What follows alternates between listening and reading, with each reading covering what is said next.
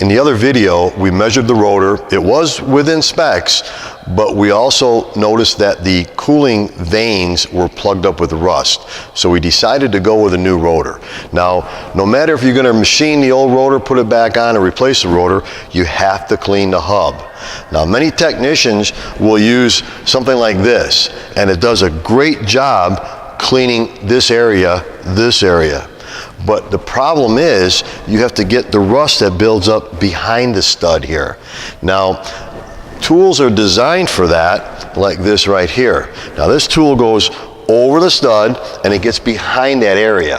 The other tool I'm going to use when I'm done then is a real skinny wire brush to get even better behind that stud. So I'm going to go ahead and start cleaning this, and we'll show you what it looks like at the end.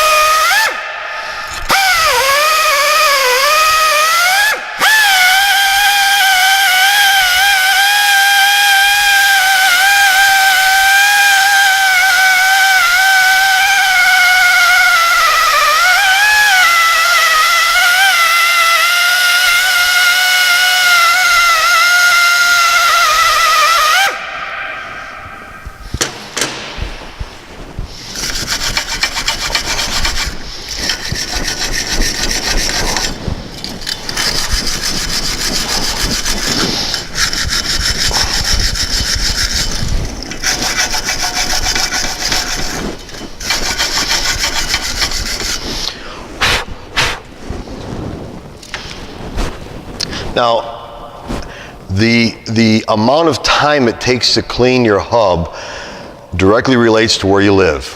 We're in the Midwest here, so our hubs get pretty bad. Now in the Southwest, this whole procedure might only take them 15 seconds. But here we have to make sure that this surface is clean, because if we put the new rotor on here, we do not want any built up rust or any kind of dirt or anything that's on the hub to affect our total rotor runout when we measure that.